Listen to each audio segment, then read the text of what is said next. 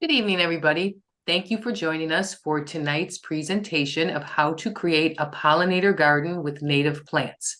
I'm Kathy Bryla from Sagar Marine Native Plant Community, and I'm joined by Lexi Neubauer, who is also from Sagar Marine Native Plant Community. Good evening, Lexi.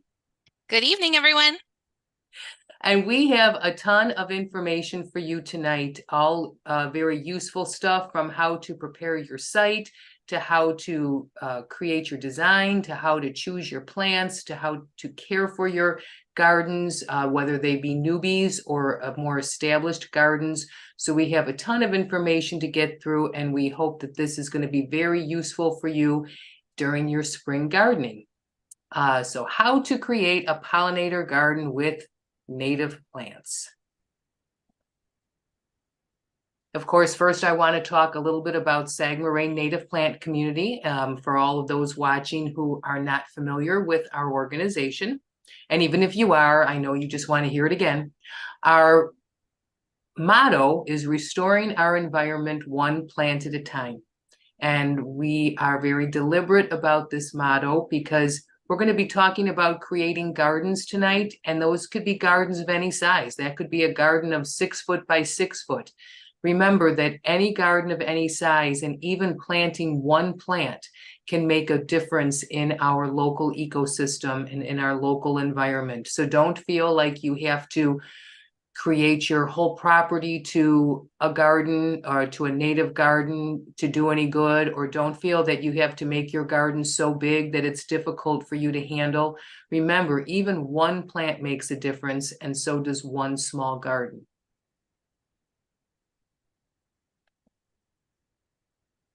Sagar Marine is an all-volunteer 501c3 nonprofit organization. All of our operating funds come from our memberships, donations, and our annual native plant sale.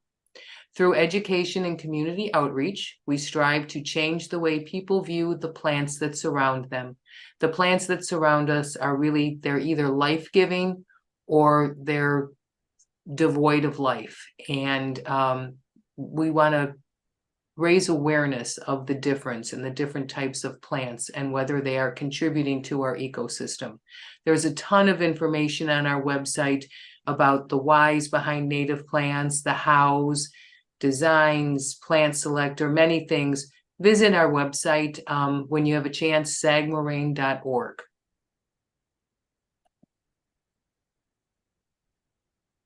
We envision a future where native plants are embraced for their beauty and environmental impact, inspiring a grassroots movement towards responsible stewardship of urban landscapes. And that is what Sagar Marine envisions, and that's what we are striving for.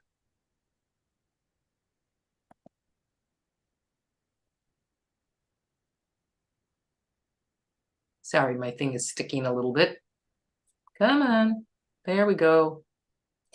As I said, please visit our website, sagmarine.org, to learn more about what we do and also to use the wonderful resources that we have to help make native planting easier. And visit us on social media as well. We have a very active Facebook and Instagram account, so please join us on there. Also, if you are watching us from YouTube and you feel that this information is helpful and you would like to see more people get this information, please like this video and subscribe. Hit the red subscribe button so that YouTube will serve this video and make it available to more people.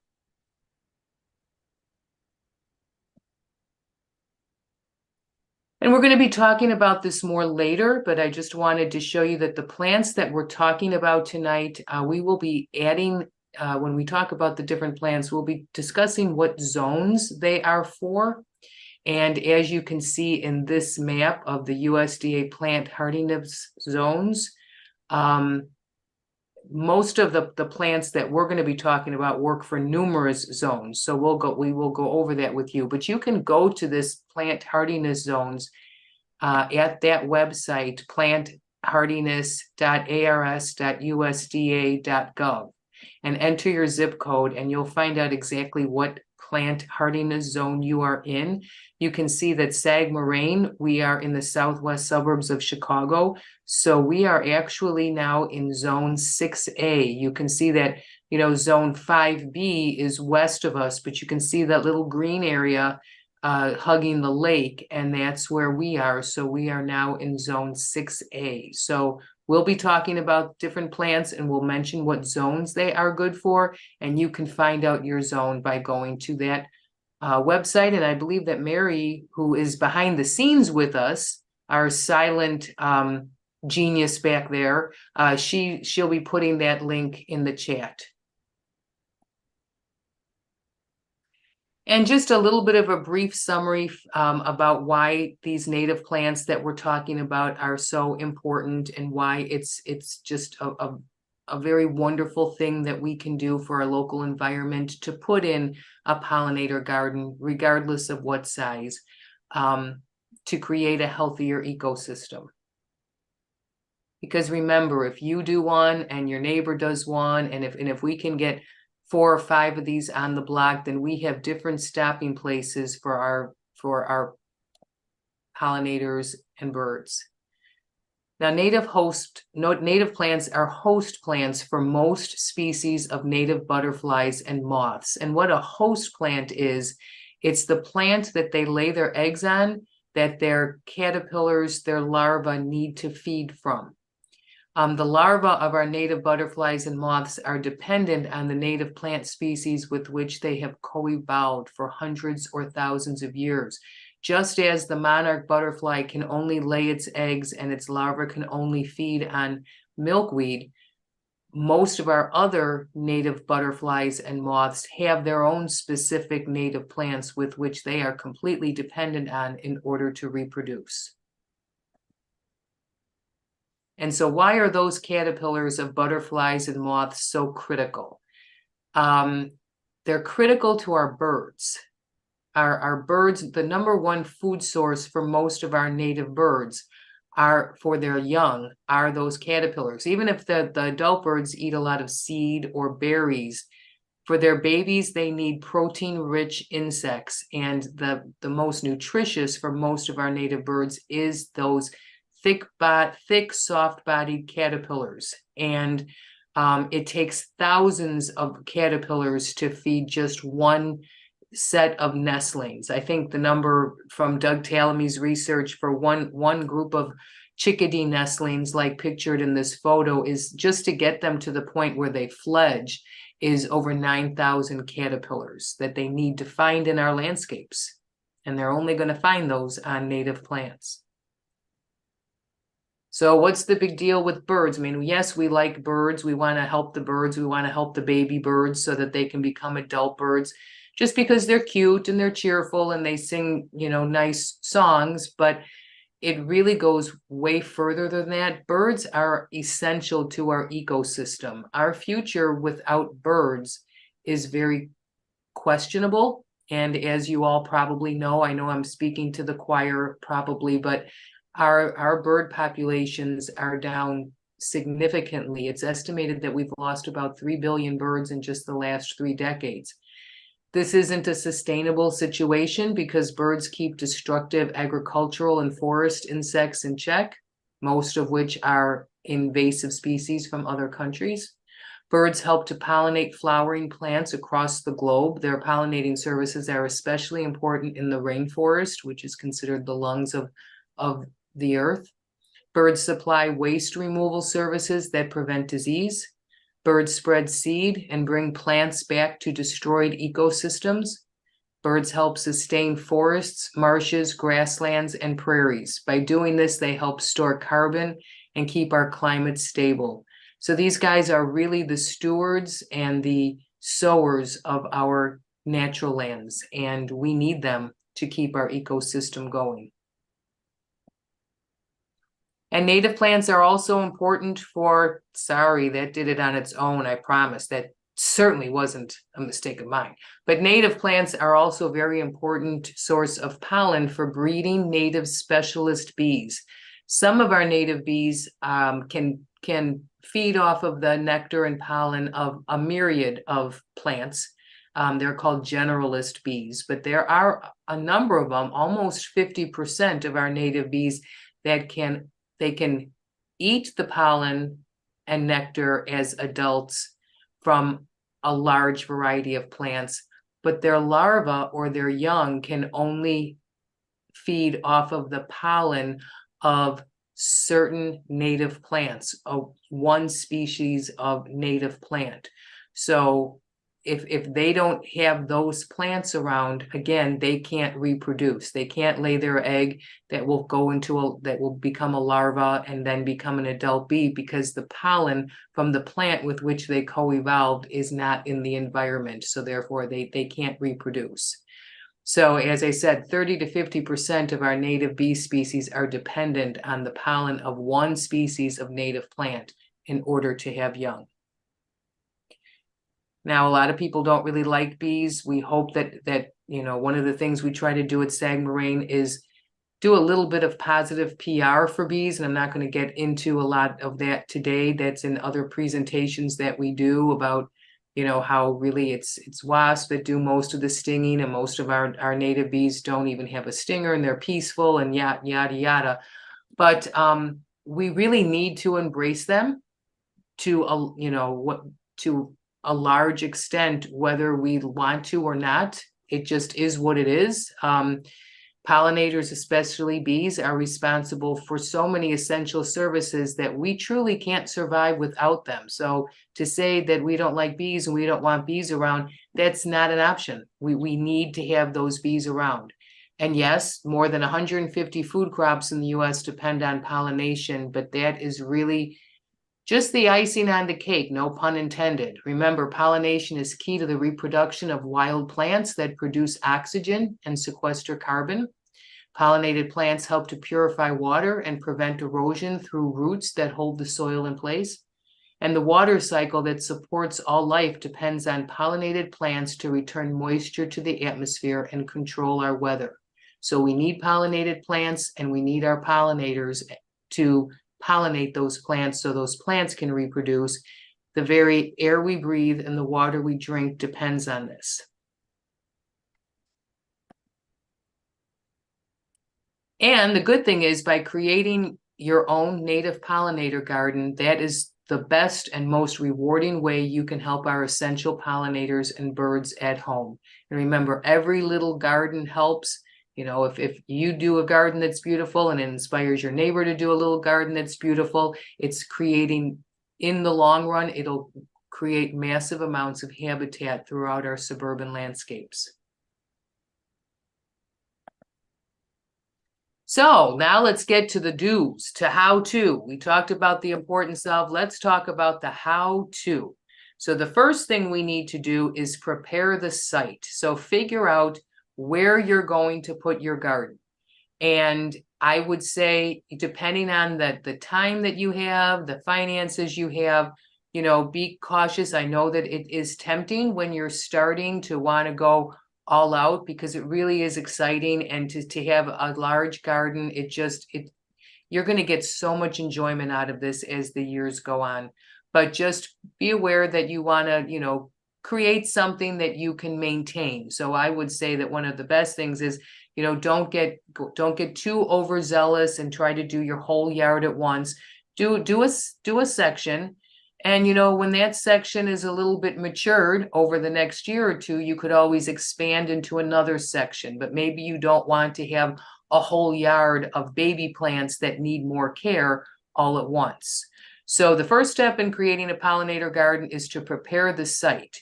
And in many instances, this may require the removal of some lawn.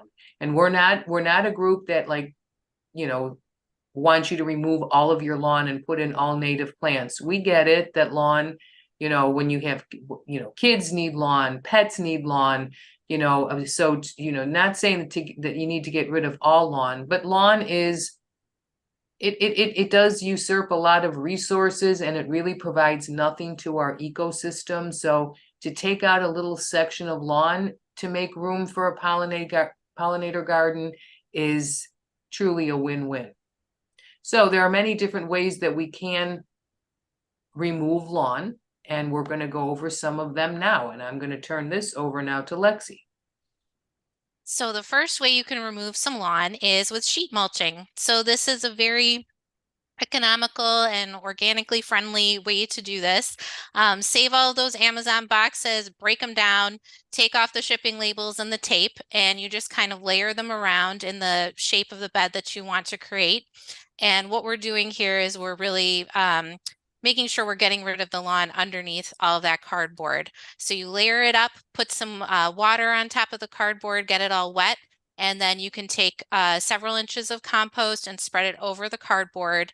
And then all of this is just going to break down and pretty much just smother the lawn underneath and anything else that's growing there.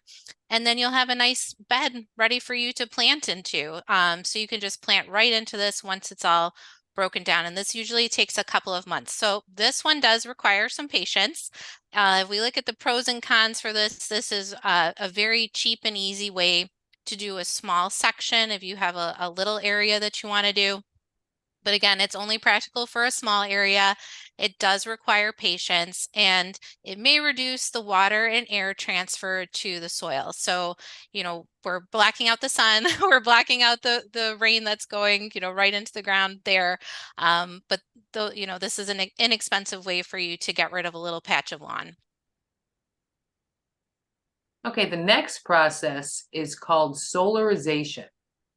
And this is putting plastic, clear plastic, over an area that you want to make a lawn, a garden area, or even if it's an area that has a lot of weeds, whatever kind of vegetation is there, placing black or clear plastic over that area and securing the edges with bricks or heavy rocks.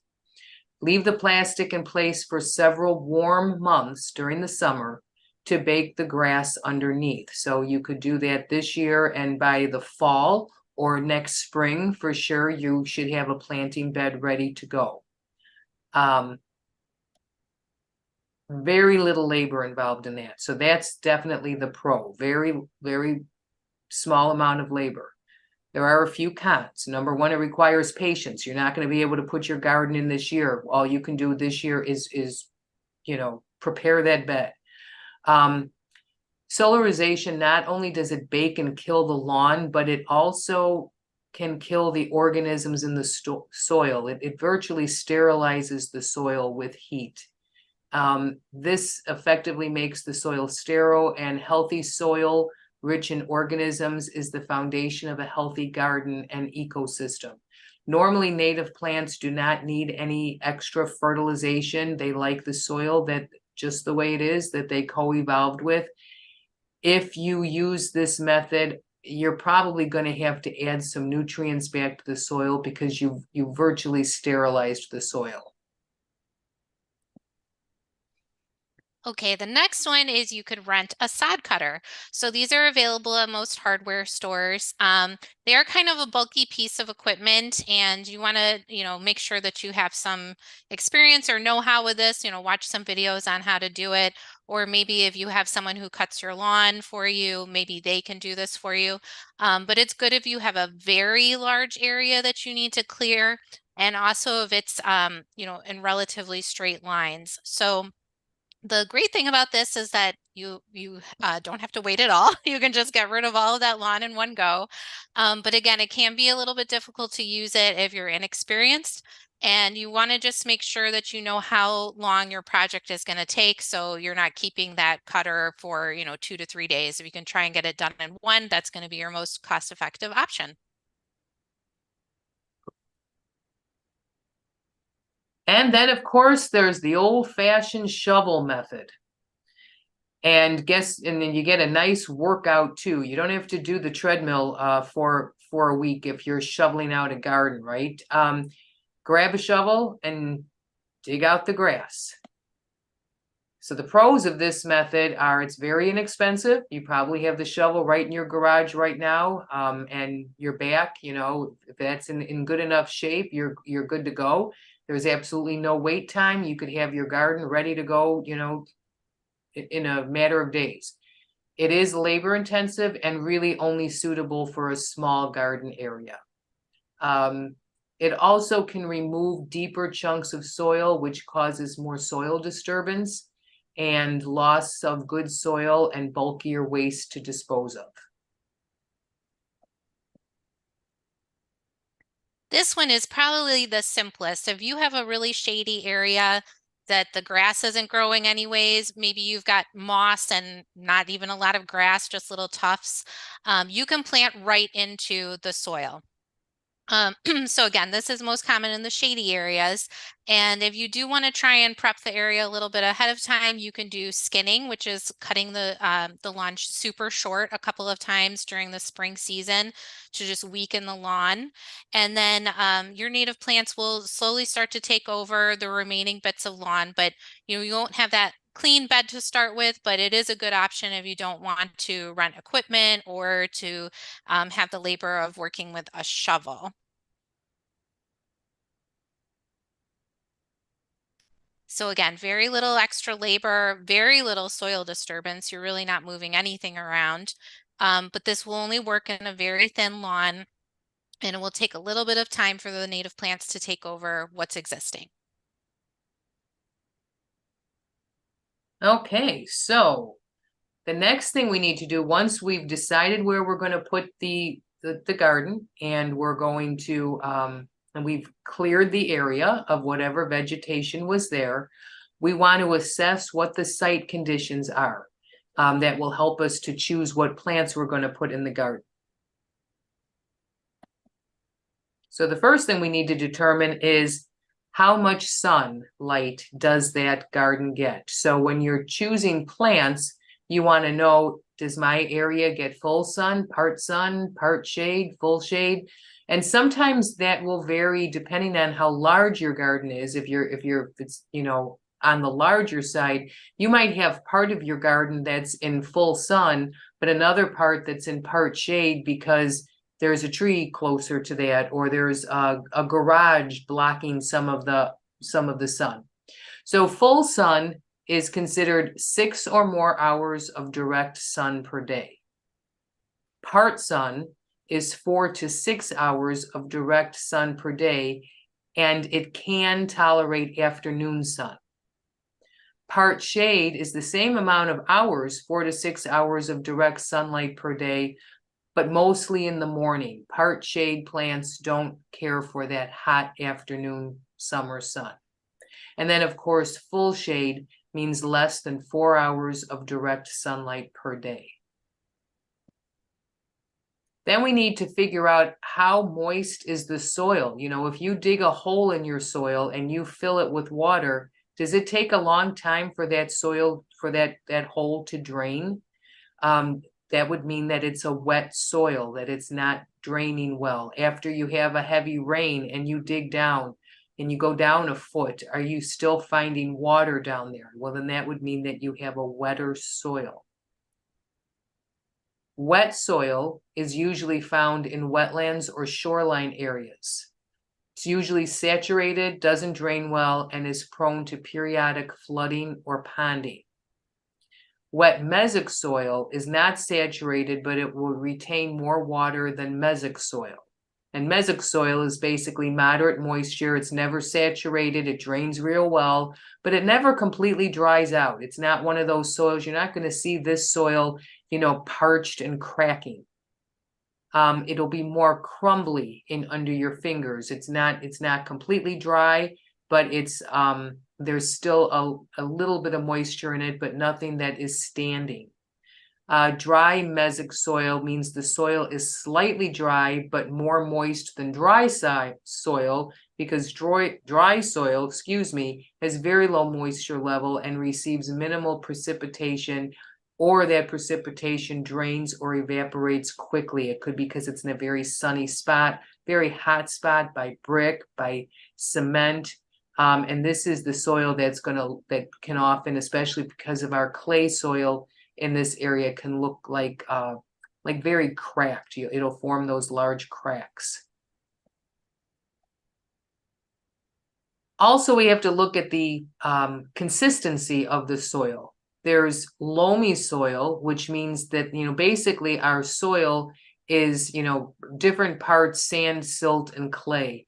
And loamy soil is equal parts of those three, and it provides good drainage without drying out. I mean, loamy soil is just is lovely soil to work with.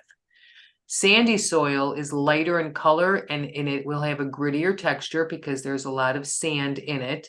It also lacks organic matter and because it's made of tiny pieces of rock or sand, and the water will drain right through it like a sieve.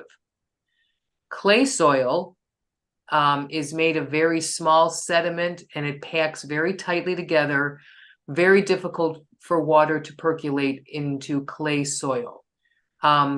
Most of us in the Chicago area have clay soil. I mean, if you're closer to the lake and more towards a sandy beach, or maybe even some lakes in our area, you might have it be a little bit more on the sandy side, but most of us have clay soil.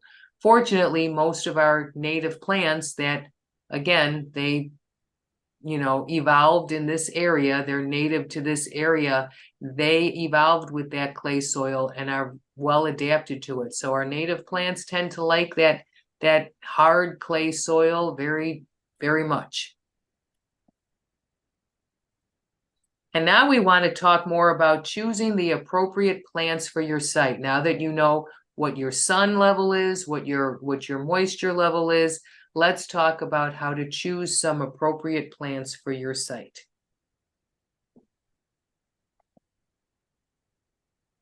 And we're going to go back to this. Now Lexi is going to do a little bit of talking, a little more talking about our USDA hardiness zone map. Right. So if you go to this tool and you find out your zone, just by entering your zip code, we're covering plants that are within the zones 3 to 9, most of them. There are a couple in there that are going to be 4 to 8, but we'll go over that with each plant that we're looking at today. And so now you've got your light conditions, your soil conditions, moisture conditions, and your zone. So now you're armed and ready to go and pick out your plants. So what we're going to do is we're going to give you some suggestions of plants in this presentation, and we're also going to give you some tools to start your list of plants that you might be interested in for each of the areas that you're going to be planting. So it's a good idea to just start this list and get an outline going and then try to figure out which ones are going to work best. And then you'll also be working with what's available too. So on the next slide, we're going to just give you a little bit of a tidbit about our native plant selector. Can I just say something about this map? Think of that, zones 3 to 9. Think of the range of these native plants, what they're hardy to. 3, what is that, all the way up there by the Canadian border? And Yep, 9 from Minnesota. And 9 is all the way down to Florida. A lot of these species have that big of a range. These are amazing plants. Okay, that's all I wanted to say. No, it is incredible that, most of these are native to North America. So we're really doing a service to our local ecosystems by bringing them back. And, what was wild here once before, we need to make sure is part of our landscapes. And that's how we're supporting life and all of our pollinators and birds and everything else and ourselves. So we've got this great tool on our website called the Native Plant Selector. And we've got these different categories. So we've got grasses and sedges, we've got flowering perennials, shrubs, vines, and trees. And while you're planning out your garden and picking out some plants that are of interest to you, it's a good idea to pick a couple from each of these sections, especially the grasses and sedges. They go so nicely with our flowering perennials. And definitely don't forget about shrubs. There's some gorgeous native flowering shrubs that actually do so much better than your typical boxwoods and all these other things that we're so used to seeing in our landscapes, but that will actually survive our harsh winters and our very hot summers. So just go to this tool. It's got some filters on the left side, and that's where you're going to put in for your sun conditions, your moisture conditions. We've got other filters there for the height, the season of interest, and we've got pictures and descriptions of each of these plants. And again, these are all selected to be really good for smaller landscapes, suburban landscapes. These are going to be beautiful plants that your neighbors are actually going to ask you, what is that plant? Because it looks so cool. And then just one other note too, when you're selecting and making your first list of plants that you're interested in, go all out. Pick as many as you want to put on your list because when the growing season comes, some may not be available. So you want to make sure you have a backup just in case something's not available that you are interested in. Very true. Good point. Okay, so we're going to start with some ideas. So let's say you're doing, you can do, and we're going to talk a little bit later about doing more of a prairie garden. But if you want to do more of that traditional method of gardening where you do a cluster of one type of plant here and then a cluster next to it, and you do taller plants in the back and shorter plants in the front, you can certainly do that with native plants. As Lexi said, the plants that we're going to be going over tonight and all of the plants on our native plant selector are vetted to be ones that are appropriate for smaller suburban landscapes, and they're not going to be the ones that aggressively seed themselves all over or get 10 feet tall or falling over your sidewalks and so on. But that being said, plants will move around and they do seed themselves some. Any plant's going to do it. That's what they're made to do.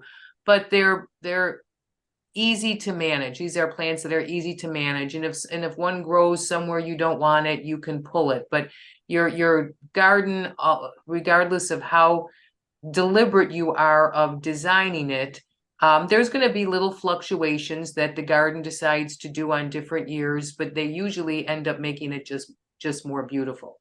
So we're going to be talking about more of a traditional gardening method of doing taller plants in the back, shorter plants in the front, plants that look nice with each other, trying to create color for, all seasons. So the first one I'm going to talk about for a tall plant for the back of your garden, or a border plant along a fence or what have you, is blue false indigo. This is such an amazing plant. It may take a little while to establish, a couple of years of growth, because this is a plant that puts in a really hefty taproot. And so the first couple years, that taproot is reaching down to the center of the earth. And but then, boy, are you rewarded after that. This is just so lovely when it starts blooming in June and July. It gets 3 to 5 feet tall. It's such a gorgeous plant. I mean, this is a plant that definitely belongs as a specimen in a front landscape. Gets 3 to 5 feet tall, full to part sun. So we talked about those terms and what that means. Medium soil. And this is hardy zones 4 to 9. I'm just obsessed with that plant. I cannot know. wait to plant it this summer. I've got some growing already, but I want to plant more because it is that showstopper that, all of the people driving down the street are going to say, what is that plant? It is so cool. Yep. And then the cool thing is, even when it's done flowering, then because of its growth habit, it looks like a beautiful lush green shrub. Beautiful leaves on that one. They're kind of thick and they have this just really interesting structure to them. This is another prairie classic, Joe Pye, and it is actually called Joe Pye weed, but we like to leave the weed off of there because it looks so much better than any weed we've ever seen. So it's got these amazing clusters of pink flowers. It blooms July, August to September, so it's a super long bloomer. This can grow up to 6 feet tall. So again, it's really good for the back of a garden, or if you're even trying to create a little bit of a privacy screen, this would be good for that too. It really likes full to part sun and medium to wet soil. You can actually find it in a lot of damp locations like drainage areas or stream banks. The stems are super strong. They do not need to be staked for a plant that's so tall. And it supports dozens of species of butterflies. And it is good in zones 3 to 8. So that's almost, most of the country. This is a great plant and a great option. Love that plant, and so do pollinators. Now, we love Joe Pye. That last Joe Pye does good in the sun. If you have a shady area, there is sweet Joe Pye. Now, I will say that sweet Joe Pye is actually a cultivar of Joe Pye. but it is a cultivar that has been found to be very well accepted and loved by our pollinators. And it gets to be a little bit shorter and it does well in shade. So it's one that you really still, because this is such an amazing plant, it's one that we really want to try to get some of this in the garden. It's going to be all the buzz to everybody that visits. Part shade to shade, medium soil. This will bloom in August and September and is hardy to zones 3 to 8. Next up is New England aster. What a gorgeous plant. This can grow from 3 to 6 feet tall. Usually about 5 feet is the average. This is going to be a late bloomer in August, September, and October. It likes full to part sun, medium to moist soil. It's really adaptable to all soils except the very driest soil, so pretty much anywhere, and hardy in zones 3 to 8. The flowers will range from this beautiful purple, kind of violet to lavender. And the nectar of this plant provides an excellent food source for monarchs and other butterflies late into the fall. So when those monarchs are migrating, this is a very important food source for them, and it's why it blooms so late.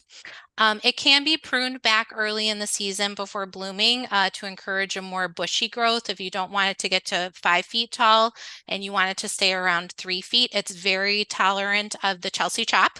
So you can chop that down in the spring. And this is also the larval host plant for the pearl crescent butterfly, the gorgone checker spot, and the wavy lined emerald moth. So hopefully if you plant this plant, you'll see some of those amazing creatures. What cool names. Don't you wonder whoever came up with all these names? I do. I really do. Okay, the next one is false aster. And this is a great plant, again, for the back, for the back of the border. It'll grow up to 4 feet tall, those nice little daisy-like flowers. Pollinators just love them. It does look kind of like a daisy, like a native daisy. And it likes full to part sun, medium. This will tolerate wet soil. So if you're going to plant a garden in a wet corner of your yard, this would be a good plant to choose. And remember, if you do have a problem area in your yard and you put in a moisture-loving native garden, that could completely solve that problem. Because remember, these native plants, when they, after their first, couple years of growth, they have very deep root systems that are just wonderful at soaking up that excess water. So this would be a good one to incorporate in that. It blooms August, September, October, so it has a nice long bloom season. And check out that hardiness zone, 3 to 10. Nowhere in the country that won't grow, right? Right, all the way to Texas and Florida. So, okay, ironweed. What a cool name for a plant. And I love this plant. Such a cool plant. I'm sure the kids would say that's so metal because it's called ironweed. This has an unusually brilliant purple colored flower. You can see in this picture how amazingly vibrant this is. It'll grow up to 6 feet tall. This is also really good for a rain garden or, very moist area. It can do very well there. It can tolerate even some seasonal flooding, but it can also do well in average soil. And this one really likes full to part sun, and it will bloom in the height of summer from July, August through September. And this is hardy in zones 3 to 9. And it is also the host plant for the American painted lady butterfly and also has a very special value to our native bees. Well, and I want to say that one, like you mentioned the Chelsea chop before with the asters, because sometimes when like New England aster does get very tall, it can flop over. You can do the Chelsea chop, I've been told, with this one as well, but there really isn't that. I mean, if you want a shorter plant, that's fine. It will work with this, but this is called ironweed because it just has such strong stems. You're not going to get, despite how tall it gets, this is not one that's going to be prone to flopping or bending over. Okay, now let's talk about those medium-sized plants, that mound that we want to spread throughout the garden in front of those tall plants, and now, but not quite short enough to be at the front border. Quite a few of these we have for you to choose from. And one is little blue stem. I'm not going to even attempt to say that Latin name. But Lexi is right when she mentioned, planting some grasses and sedges. I mean, back, a lot of times we want to plant a garden. It's like, oh no, I want everything to be flowering. I don't want to waste, space on the grasses and sedges. But it's amazing when you really start to learn about it. Those grasses and sedges are really the cornerstone of an ecosystem. I mean, they are contributing so strongly to an ecosystem. So many things are living and breathing in those native grasses, and they are largely what sustains a lot of our overwintering insects, and certainly our native birds. Helps that, the seed heads from these helps get them through the winter. So very, very important plants. And luckily we have some gorgeous native grasses and sedges to incorporate in a garden. And one of them, as I said, is little blue stem, beautiful blue color. And it grows in full to part sun, medium to dry soil. It'll bloom July and August, September and October. That's when it'll get those seed heads. And then those seed heads, they turn red for the winter. And I was just so impressed by how beautiful the little blue stem looked in my garden all winter. Just beautiful. And hardy in zones 3 to 9. Here's another grass with a super cool name, side oats grandma. This gets to 2 to 3 feet tall. It does like full sun. You don't want this in part shade. Definitely put this grass in the full sun. Medium to dry soil, and it blooms August through September. So the reason it's called side oats grandma, it's got these little seed heads that you can see in this picture on the side of the stalk there, but it will also have these small bright purple and orange flowers when the grass blooms in late summer. So those are really, really gorgeous. It forms a good sized clump, 2 to 3 feet tall, and it's great for smaller gardens or as a border. And like I said, full sun is required, but any type of soil will do for this charming grass. And it's good in zones 3 to 9. These grasses, they create so much beautiful movement in a garden. They look so delicate when the wind blows. Anise hyssop. I love this plant. And, when this is blooming, it is just loaded with pollinators. It's the real hot spot. And another thing I love about it, it just has the longest bloom season. I mean, sometimes I'm getting blooms from as early as June and all the way to October. It just has an amazing long bloom season. It gets 2 to 4 feet tall in full to part sun, and I've seen it growing successfully in part shade as well. Very hardy plant. Medium to dry soil. And this one, not as big of a hardiness zone. This is good for zones 3 to 6. So this is a cooler weather plant. We are actually on the southernmost part of its range. It does not like heat. So it likes us up here in the north where we're cold, right? Definitely. And that makes a great companion to Black-eyed Susan. What a classic plant. I mean, I think you even see this plant in people's gardens that aren't into native plants because it's such a popular, beautiful flower. It's really a showstopper. And that color is so bright, from the side of the road, it's going to get so much attention. So this is actually a biennial, which means that it completes its life cycle in its second year. But once you plant it, it actively self-seeds itself. So once you plant it, you're going to have a steady stand of Black-eyed Susan flowers. So it's very showy. It's very easy to grow.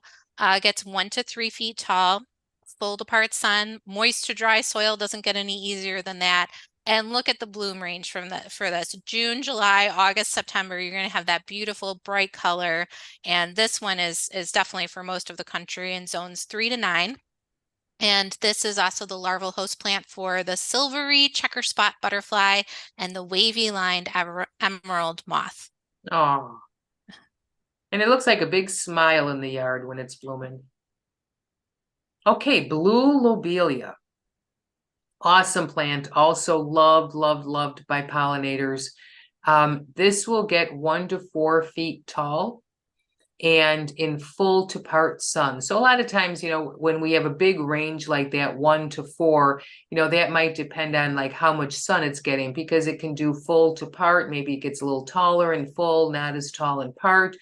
You know, so something about the soil it likes more. But this one is a very cool one because, again, if you have a wet area or an area that's very moist, that you have difficulty planting a lot of plants in, this is another one that does prefer to be in moister soil, not necessarily wet standing water. But this one is not a fan of dry, but it will love your moister soil conditions. And it blooms July, August, September, and again, zones 3 to 9. It doesn't get any better than having those flowers for months on end. How about it? This is another one, blue vervain, just a gorgeous, gorgeous plant that the flowers last forever. And they have this really cool candelabra effect with the flowers. They're very beautiful little dainty kind of violet little flowers on there. This gets 2 to 4 feet tall, full to part sun again, medium to dry soil. This is going to be blooming at the height of summer, and this is hardy in zones 3 to 8. And again, this is also a biennial, just like our black-eyed Susans, but it will reseed itself and keep itself going. I love that plant. So cardinal flower is one that would look wonderful as a companion plant to blue lobelia that I just talked about a minute ago. Cardinal flower is also in the lobelia family, and it'll get to be 2 to 4 feet tall. The red with the blue of the lobelia of the blue lobelia look just wonderful together. They both like full to part sun, and they both like the moist to wet soil. The cardinal flower really, I mean, that the other one liked, you know, more medium to moist soil. This one likes moist to wet soil. I mean, so you can put this one in a flooded place. I know one area where I go hiking through the forest preserves around here. I see a lot of this growing like right along a pond or a big lake where it's very like swampy and so on. So this would do great there, but it really shares some of the favorite site conditions of the blue lobelia. So they look great planted next to each other or around each other in a wet area. Blooms July, August, September, and is hardy zones 4 to 9. I planted 2 of those last year, and I can't wait. I hope they'll bloom this year. I know. Because I want to see the hummingbirds come to those flowers. A good Anything point. that's red, which we've got here on our columbine too, that's going to attract your hummingbirds even more than those plastic red feeders, which are kind of a lot of work because you have to keep them so clean. So just use these beautiful plants to attract those hummingbirds to your yard. And what a special day when you see them come and visit and you get to experience them. Columbine is a very special plant. Just look at this flower. It's 2 colors. It's got a little bit of yellow in the center and then this really cool red tubular structure on the outside. And this is a spring bloomer, so not exactly an ephemeral, but it's close. Our ephemerals are a little bit earlier, but this is blooming in May and June, so it's just about to pop right now. And all of our early pollinators really depend on these early blooming plants to get their first sources of nectar and to get going in their season. Again, this one does like moist to wet soil, but the sunlight conditions for this are just amazing. It can thrive from full sun all the way to full shade. So you could see it in a woodland garden, and you could also see it in a full sun garden. It is hardy in zones 3 to 8. And again, this is going to be great for your hummingbirds, and for any type of long-tongued insect is going to love this plant. Gorgeous. Okay, now we have elm-leaved goldenrod. The goldenrods in general are, extremely important plants in our area. They're considered keystone plants because they feed, so many, they're just so important in our ecosystem, and so many species need them for sustenance that they are considered to be a keystone in our area. And this is, in most goldenrods, like sun. This particular goldenrod does well in the shade, and it will grow up to 3 feet tall in part to full shade. So you can have, even in a very shady wooded area, you can have beautiful bursts of yellow. And I do want to mention that it is not goldenrod sometimes is blamed to be the cause of seasonal allergies or hay fever. That is not true. It's ragweed that causes hay fever, but they both bloom at the same time and they're both yellow. So goldenrod has gotten some, false press because of that. It likes, again, part to full shade, medium to dry soil, and this will bloom July through October in zones 3 to 8. What a long bloomer. So cool. Foxglove beard tongue. So funny name for this one. The beard tongue, the reason it's called beard tongue is because its stamen actually has these little fuzzy hairs on it, and so it's called beard tongue. Penstemon digitalis is its scientific name. It'll grow up to 3 feet tall, and this will grow well in full sun to part shade. It has white to pink flowers. It can range a little bit, and it attracts long-tongued bees, honeybees, bumblebees, miner bees, mason bees, and hummingbirds. And this plant in particular looks really beautiful next to Ohio spiderwort, which we'll be covering coming up soon. And this one blooms in June and July, and this is good in zones 4 to 8. Golden Alexander, again, this is another one that that says full to part sun. I have seen this growing in part shade. What a gorgeous plant when this spreads itself out and spreads its arms wide. It only gets up to be 3 feet tall. And I have to say, I love the Latin name of this one, Zizia aurea. Isn't that cool? You did great. But it only gets up to 3 feet tall. And it likes medium soil, blooms April, May, June. I see the buds on mine, and those buds, they just seem to last forever. And this is our native, our native host plant for the swallowtail butterflies.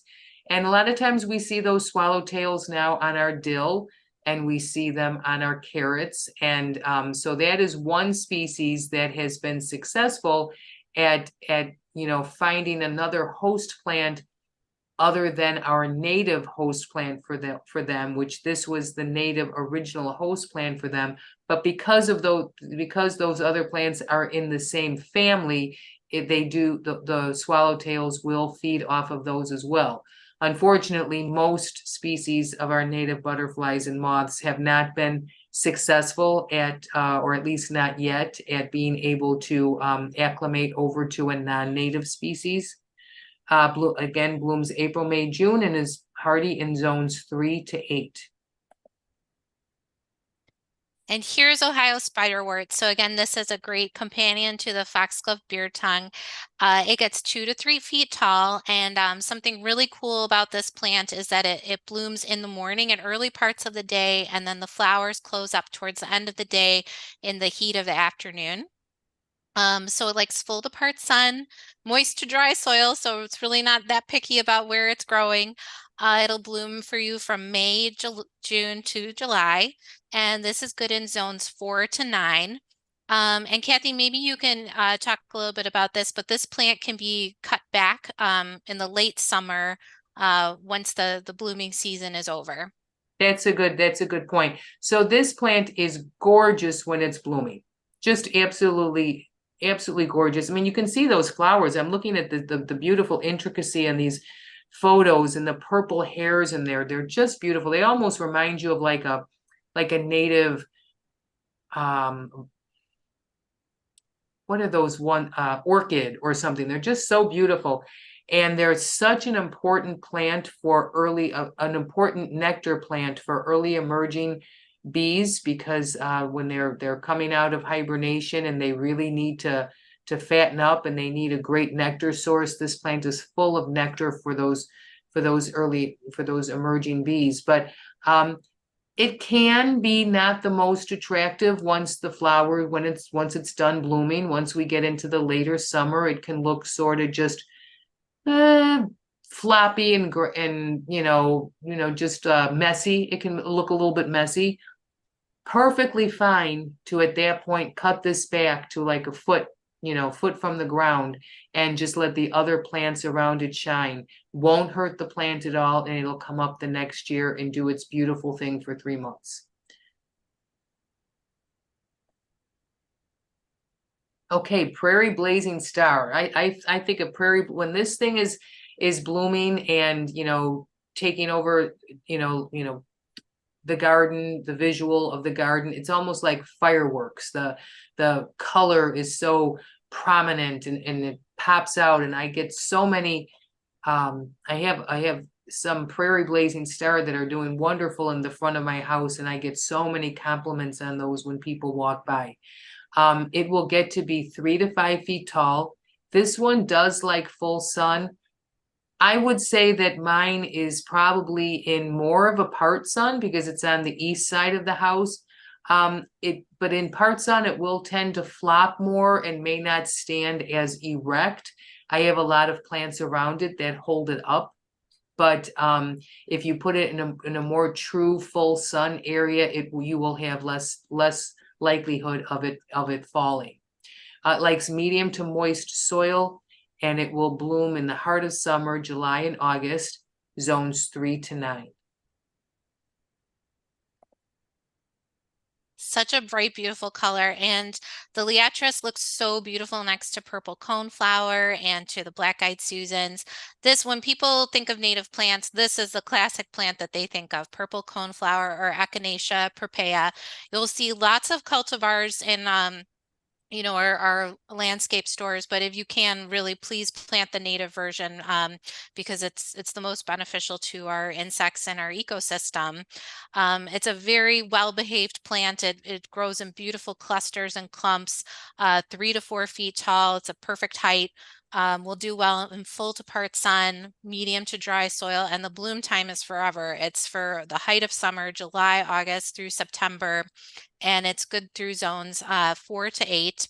And it's a favorite nectar source for our butterflies, bees, and even our hummingbirds. And then at the end of the season, leave those seed heads to dry out through the fall, and you'll see lots of beautiful little yellow goldfinches coming to visit their seed heads and feed on that seed. Love those. Okay, here's a different variety of blazing star, and this one definitely can be in part sun, and this one is much less likely to fall over. It naturally stands more erect. So instead of having the more cylinder flower, it has a stalk, but little round, almost buttons on the stalk. It will get 2 to 3 feet tall, and this is fine in full to part sun, medium to dry soil. Blooms August, September in zones 3 to 8. And these rough blazing stars, or any of the blazing stars, truly are just absolutely loved by butterflies. They love those. And sometimes you'll hear that called button blazing star, just because some people thought the word rough is not even a nice word for that plant, It's because not it's so nice enough. beautiful. They look like cute little buttons, and those flowers are not rough. They're nice. Those flower petals are nice and soft. So I don't know who called it that. No, we'll just say it's a button. Yeah. We're gonna change some of these names. We don't have to change this name. This name is perfect. Yeah, this one is perfect because it is showy. It is the showiest goldenrod, and by showy we mean that the flowers are absolutely stunning and a showstopper. This one is actually going to be blooming very late into the season. It is the latest blooming goldenrod. It can bloom all the way through to November sometimes. So if you have the Liatris next to this, you've got that beautiful bright purple plus this yellow, great late season nectar source for all of our pollinators. Again, the goldenrods are a keystone species, which means that they are the top ranked plants for supporting biodiversity, including our migrating monarch butterflies. And this one is good for zones 3 to 8. And I would just want to mention about this one, goldenrods, there are many species of goldenrod that are native to our area and to much of the country, and they are keystone species, so they are so important to our ecosystems and so important to incorporate in our gardens. but some species can be very aggressive. And that's why in our native plant selector, we don't have a lot of species of goldenrod in, because they can take over smaller gardens. This, however, showy goldenrod is not like that. This is, to me, the most attractive goldenrod and the most well-behaved in a small landscape. So this is a great choice for a home garden.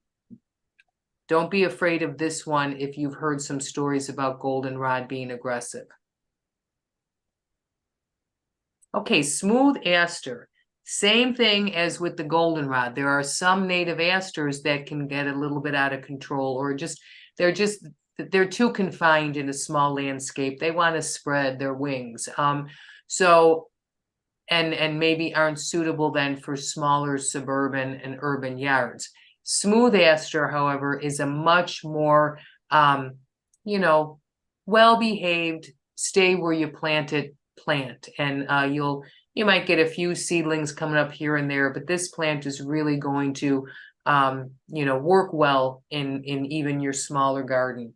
And it's just gorgeous when it's blooming. It gets smothered with these orchid blooms, 2 to 4 feet tall. Has kind of a softer, flouncy growth habit than, like, say, the New England aster. And it likes full sun, but I have had it growing in part sun, and it maybe, flops around a little bit more in part sun, but it looks very pretty doing that. It looks like soft cascades of these beautiful purple flowers. Likes medium to dry soil and blooms in August, September, October. Again, vitally important for our late season pollinators that are going to be, hibernating for the winter. Extremely important for our migrating monarchs. And then, of course, a wonderful food source for our winter birds. And this is hardy in zones 3 to 9. Okay, so Solomon seal, this looks like some amazing exotic plant that you would see, in some amazing botanic garden, and it is an amazing native plant. So how lucky are we that we have this? This gets from 1 to 3 feet tall, and actually, I was wondering, Kathy, if this actually, how big does this actually get? Because I just planted it last season, and I'm not exactly sure how big this is going to get in my garden. So 3 feet tall, does this spread? How does it look? That's a very good question. This is one plant that I do not have in my garden, because I do have areas of a lot of shade, but they're usually dry because I have a lot of birch trees that suck up all the water. So I've never planted this in my shady areas because I didn't think it would be moist enough for them. So I don't know. And if anybody grows Solomon seal at home and has this growing in their garden, if you can shed some light on that in the put it in the Q&A, we'd love to share that with people. And that's a great point. I did plant this right under an ash tree in full shade, and along with some ferns. So really going for that exotic effect with the ferns and this really amazing looking plant. I have heard that it kind of can get big, so I'm hoping that it has kind of a dramatic effect, but we'll see. Likes medium to moist soil. It'll bloom in May and June with these little dainty cream colored flowers. And this is hardy in zones 3 to 9. It almost has a prehistoric look. It definitely does, especially with those leaves. They're very thick and, almost kind of looks like a succulent or something too. I imagine a dinosaur is going to walk by at any minute. Yeah.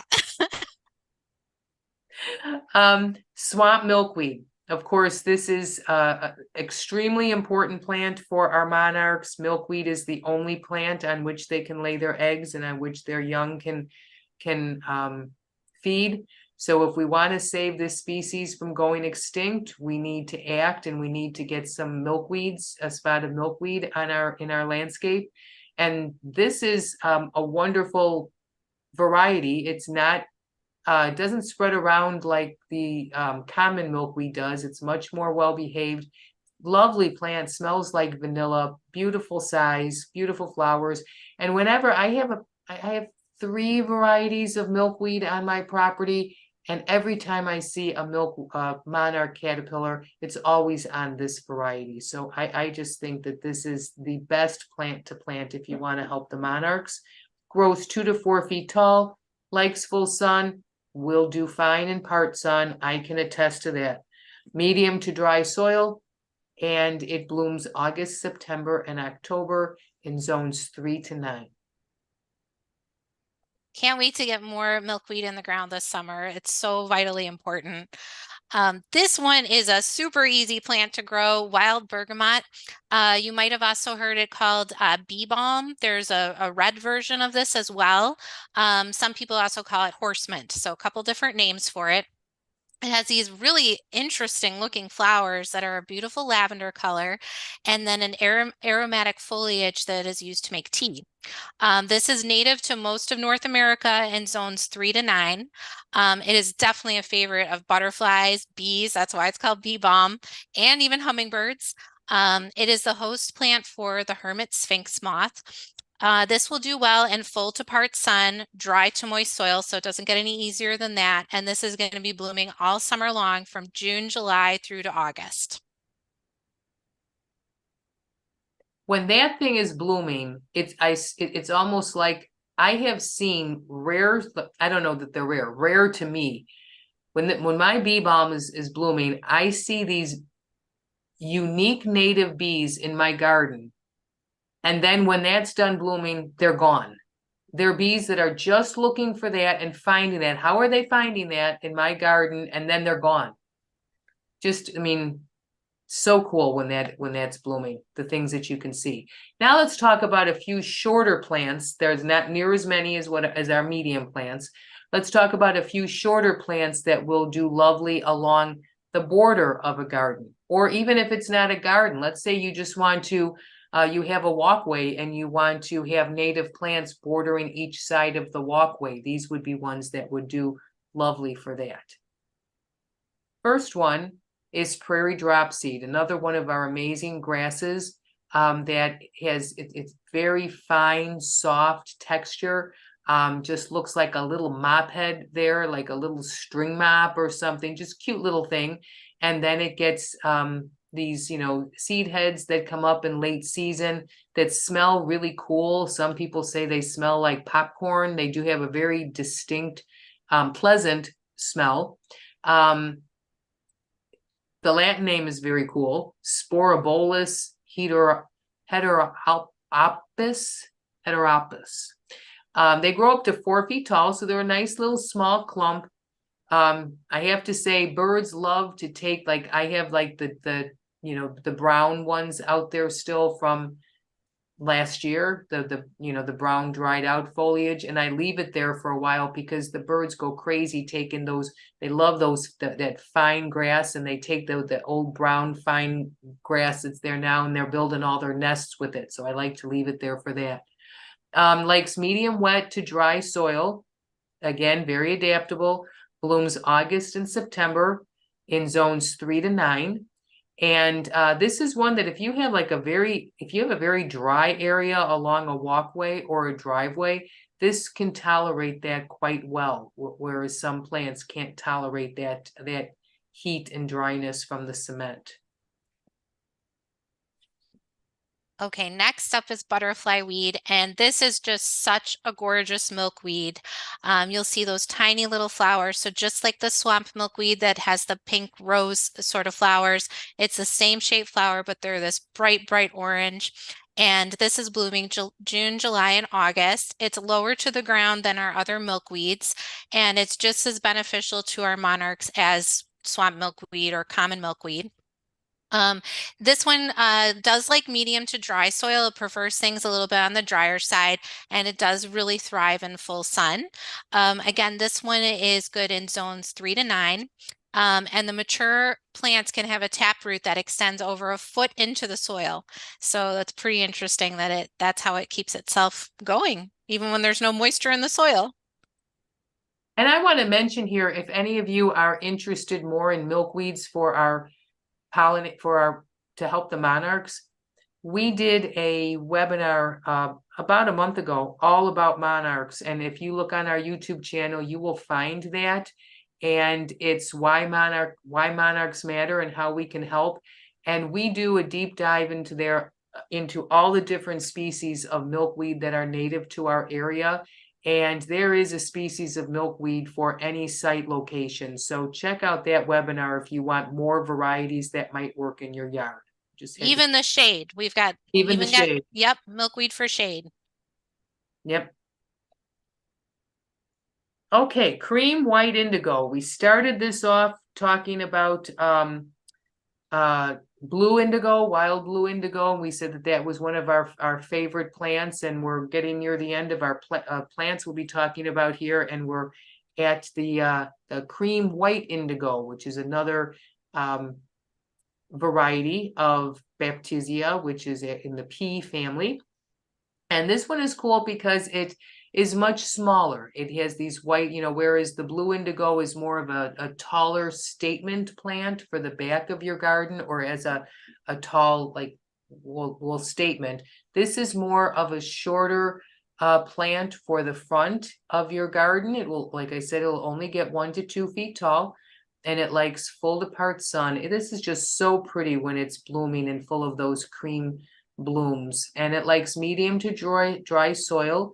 Blooms early, blooms in May and June, but it'll keep that pretty foliage throughout the summer. And this is good for zones 4 to 9. Okay, hairy beard tongue, Penstemon hirstus. So we talked about foxglove beard tongue. So the shape of the flowers is very similar, but this one is a little bit more on the purple lavender side. And these clusters of flowers will attract bumblebees, butterflies, hummingbirds, and it's fairly short. It only grows up to 18 inches tall. It will do well full sun to full shade. So nice Wow. spectrum there that we can use this beautiful little plant. It's very versatile and adaptable with those sunlight settings, and then also with the soil. So dry to medium soil, it'll do just fine. It blooms in May to June, so it's an earlier bloomer. Its leaves will also turn a beautiful red in the fall. So not only do you get this beautiful spring interest, but you're going to get some fall color interest too. It is the larval host plant for the Baltimore checker spot butterfly, and this one is hardy in zones 3 to 9. I want to try some of that in my garden. That's one of the things I'm going to get this year at the plant sale, because I have the other beard tongue, and this one just interests me so much with the short, even like along a walkway or something. I love that plant. It's beautiful. Okay, Jacob's Ladder. This one mine is blooming right now. What a gorgeous spring flower, and so tried and true and so easy to grow. It's growing under my river birch tree, where it's just a big dry mass of roots, and that river birch is sucking up all the moisture, and this guy is as happy as can be. Grows up to 12 inches tall, in full sun to full shade, medium soil, and it's, like I said, it's blooming now, and it'll bloom through May in zones 3 to 8. It's one of my favorite plants, and the foliage on that is just so cool. So cool. And I was so excited to see I have a new one coming up that seeded itself on the other side of the driveway. Now that just shows you, I mean, I've had this plant in the ground for probably 3 to 4 years now, and I finally got it to seed itself on the other side of the driveway. So it's not like these native plants are, going crazy, seeding themselves all over. And when I saw that I had another one, I was like, oh, I have one right across the driveway from you. How cute. And a free plant. Who doesn't like a free plant? Absolutely. And Well, this one has been blooming for a while. And go ahead and take it away, Lexi, because I know you said you wanted to plant some of these this year. I do, because I saw your picture of your bluebells under your serviceberry, and boy, are they stunning. And they're actually a little bit taller than I thought they were. So they get up to 2 feet tall, and these are really a true ephemeral. So this is for all of our emerging creatures that are coming out early. It's blooming in April and May. Part to full shade, so it definitely is going to want some shade, medium to moist soil, and zones 3 to 8. But it is one of the most beautiful and showy spring ephemerals.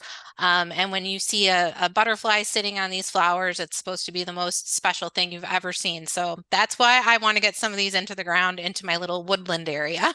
And I have been seeing so many queen bumblebees on this. You know, the queens come out first and they need to, from hibernation, and they need sustenance. They're hungry. They've been hibernating all winter, and this has been blooming. And I see these fat little queen bumblebees bumbling in and out of these flowers. It's so cute. It's the best day when you get to see your little friends going into your plants. I know. Everybody's thinking, Lexi, oh my God, these two have a screw loose. Oh, yeah. So, lastly, we have wild geranium, and it's quite fitting that we leave this till last, because there's no more tried and true amazing plant than our native geranium. What a spectacular plant. I mean, it's just so hardy, so beautiful, beautiful foliage, beautiful flowers, loved by pollinators, and just can be in a lot of different sites. It can be in your shade garden. It can also be in part sun. If you put it in full sun, I think the foliage would get kind of brown, but certainly part sun all the way to shade, 12 to 18 inches tall. So perfect size for the front of a border. And again, it likes medium to dry soil. So it can even be underneath some trees or places where the soil is being dried out. Blooms April, May, and June, and in zones 3 to 8. Now, we also want to think about, so those are the plants, that's the different sites, depending on, plants, you want plants that can be in the back, that are taller, in the middle, that are not, a little bit shorter, and then in the front. But we also want to try to have color throughout the seasons in our garden. So we want to try to incorporate some plants that will bloom in the spring, and some plants that will bloom in the summer, and some plants that will bloom in the fall, partly because we want a beautiful garden all seasons, but also so we're helping our native pollinators throughout all seasons. So just, going briefly, these are all plants that we've already gone over in depth, but we just wanted to clarify this, and this might be something that you want to take a picture of the screen, or this will be up on YouTube, so you can always revisit some of these slides. But these are some of the ones that we've gone over today that would be beautiful plants to have spring flowering in your native garden. So columbine would be a spring flower, cream white indigo, golden Alexander, the hairy beard tongue, Jacob's ladder, Solomon seal, Virginia bluebells, and wild geranium. Those are all going to give you beautiful spring color. Okay, then we get to the height of summer, and this is when we get all of the showstoppers. So we have that blue false indigo, side oats grandma, anise hyssop, black-eyed Susan, blue lobelia, blue vervain, butterfly weed, cardinal flower. Just look at all those colors together. How dramatic and awesome. And then we've got even more. We've got foxglove beard tongue, Joe Pye, that's the very tall one, Ohio spiderwort, prairie blazing star, wild bergamot, purple coneflower, rough blazing star, which we're calling button blazing star, swamp milkweed, sweet Joe Pye weed, and ironweed. So much color. And then we have our late summer or fall flowering plants. And those would be the little blue stem and prairie dropsy, those grasses that send up those colorful, beautiful spikes of seed. And then we have, of course, our Keystone late season, so important, asters and goldenrods, the elm leaf goldenrod, the showy goldenrod, the smooth aster, the New England aster. These are truly they are just the powerhouses of our fall garden, and such an important time in the garden for so many creatures. And then we also have the false aster, which is another family that looks daisy-like, and that is also going to give us late season fall blooms. Okay, so we wanted to share with everybody what a bloom calendar looks like. And this is a tool that landscape designers use to make sure that you've got color covered in all of these different months. So you can easily put together a spreadsheet, and we're actually going to build a tool like this for download on our website. We just haven't gotten around to it yet. But when you put together your list of plants, make a note of when that particular plant is going to bloom and what the color of that bloom is going to be. And then you just make this little spreadsheet. So here we've got two different gardens that we're talking about, the name of the plant, and then we've got each of the cells filled of when the plant is going to bloom and what color that bloom is going to be. So then we've got blooms all the way from April into November. Something is going to be lighting up the garden at all of those different times. And this is just a great tool in order to actually see how that's all going to balance out.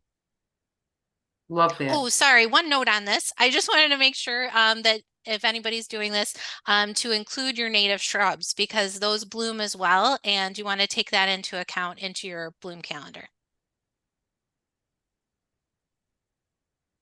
Okay, and you want to design your space, and you can find, what we're going to talk about first is designing it more like a traditional garden like you're used to, where you put a plant or a cluster of like three black-eyed Susans that you like, and then maybe three hyssops that you like, and then maybe a little blue stem so you're creating more of the traditional landscaping that we're used to, of groupings of plants, creating color and height differences throughout the garden.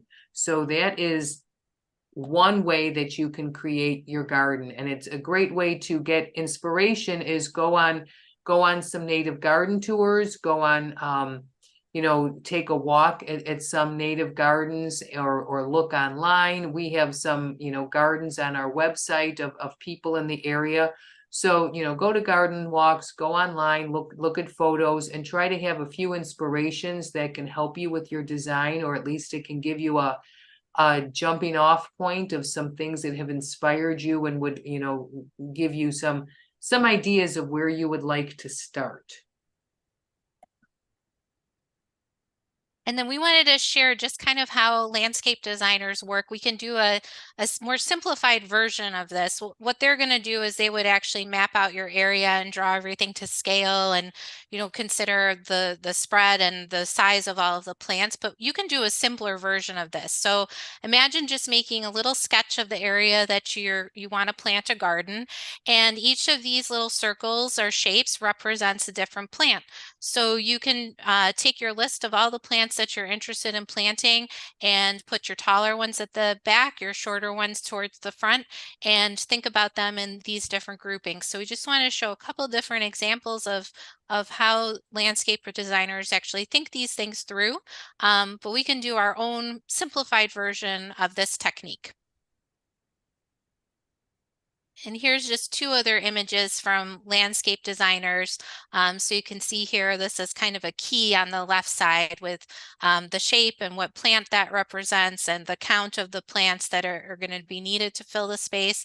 And this looks like a digital version on the left side. And you can include also your existing plants. So any existing shrubs or trees that you have in there that can help represent the shade that might be existing in the area. So okay, I've got shady plants here and I need full sun right here.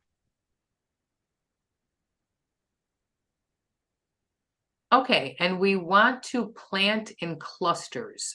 Try not to plant like one of this and one of that and one of this.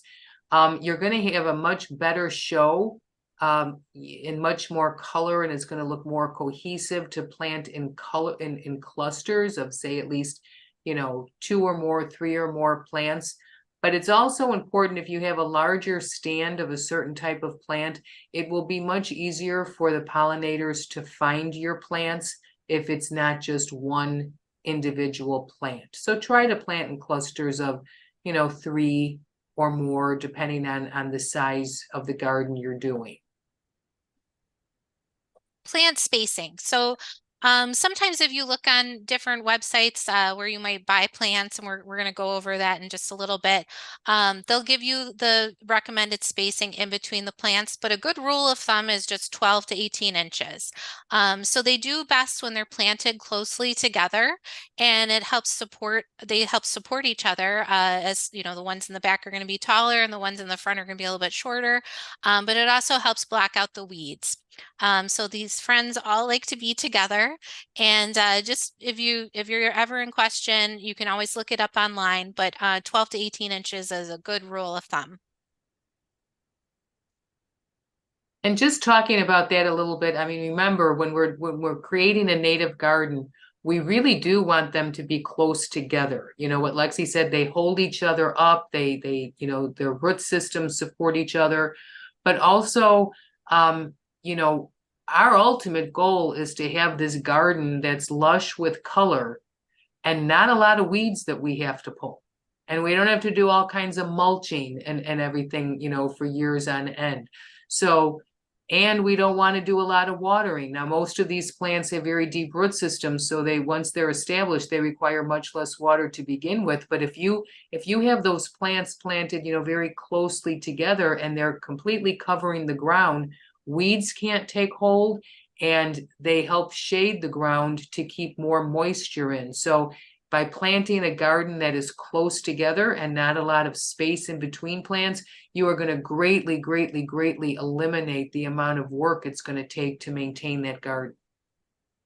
So this is now, if you do want to create more of a traditional prairie type garden, a lot of what designers, professional designers do is they use what's called a matrix planting, where they think of the garden as being 3 layers. And the main layer, the base layer, that covers most of the ground is actually your layer of grasses and sedges. In the prairie, the grasses and sedges are the powerhouse of the ecosystem. That's where most of the life is. That's where most of the sustenance is. That's where most of the host plants are, and the bird food is, and the overwintering habitat is, and that really is the base of the ecosystem. So what they'll do is they'll do a carpet of grasses and sedges, and then choose some flowering forbs to put in seasonal, like the seasonal theme layer. Like we'll do a spot in this area of liatris, I see there, and over here is a spot of coneflower, and over here we have, you know, some joe pie, you know, so we're doing different, you know, little sections within that grassy base of little clusters of colorful flowers that bloom in different seasons.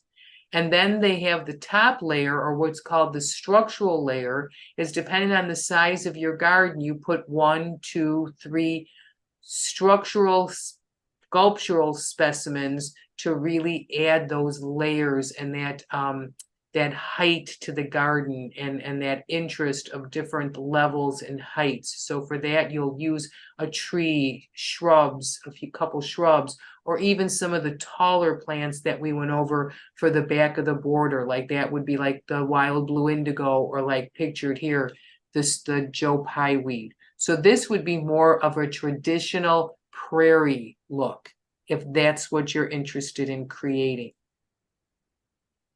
So some plants that would be good for the base layer, like I said, is the grasses and sedges, which we didn't talk about today. But we have another video that we did last week where we talk a lot about sedges, and that is beautiful native plants for shade. And, you know, check out that one. There will be more information on sedges there.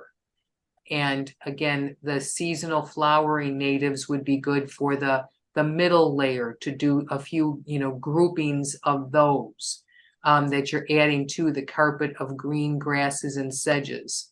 And then again, like we said, a few focal points using small trees, shrubs, or even some of the larger flowering plants are great to add structural focal points. So this is the way you would create more of a prairie type landscape versus more of a traditional landscape, but using native plants. Ignore that.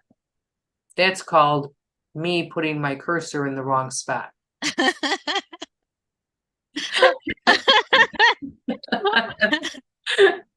All right, now we're here at caring for your young native garden. So you've put in your first year garden, you've got plants. Hey, maybe they're actually blooming. These were first year black-eyed Susans and they actually bloomed. But your first year, you're really going to have to make sure you're tending to your garden and watering it because the plants are trying to establish their roots. They're getting used to their new home and their new friends. And so it's your job to water it, make sure everything is doing well, and then also to protect from any weeds that you don't want growing in, that area. So use a gentle spray for your watering. You don't want to do anything too harsh. Actually, the plants really love the rain because that's actually got nutrients in the water for them that are obviously our tap water doesn't have. So rain is the best thing, and that's why everything looks so amazing after it rains. But after the second year, you're probably going to be able to reduce your watering a little bit. And definitely do not fertilize these plants. They don't need it. They love the soil that we have. Um, and then once the garden is established, it will definitely block out most weeds. But if you're really weed paranoid, which I was my very first year, you could put down some unbleached or uncolored mulch if you really think you have a weed problem and want to make sure everything's blacked out. But really the best thing to do is to use leaf mulch. This picture here shows an unbleached mulch, but this is leaf mulch. And you can just use any leaves that you've collected from last fall, keep them in a big pile. Don't ever get rid of them. That stuff is gold. You can use it for so much. Don't grind it up because you want to use it, or you want to make sure that if there's any creatures left over in it from overwintering, that we're not hurting them. But the plants will love the mulch. It actually has a very clean effect and it's free. You don't have to pay anything for this like you would for mulch. But there are some services if you don't have any leaves left over from the previous season. You can get leaf mulch delivered to your driveway. They might have a minimum requirement for how much they're going to dump off for you. But usually that leaf mulch is something that's a lot more decayed. It's a little bit thicker. It may smell like it's been burned a little bit. So that's a different texture than what we're looking at here, but either one is going to be good to protect and block out from weeds. It doesn't look like much, but it actually works. Yep. Okay, so once your garden is more established, what are you going to need to do to maintain it? Look at that, that garden's beautiful. Okay, so once it's more established, like the third year and beyond, it's going to require significantly less work. Like the first 2 years, I say they're the growing pains. That you're waiting for those roots to grow, you're waiting for those plants to spread out, you're pulling the weeds, you're putting down the mulch, and then all of a sudden they all kind of fill in and they come together, and all of a sudden it's like, wait, shouldn't I be doing some work out there? Well, it doesn't seem like there's anything I need to do. I don't need to, they don't seem to need water. They're not falling over. I guess I can just, oh my God, I can sit back and put my feet up and just look at the color. That's amazing.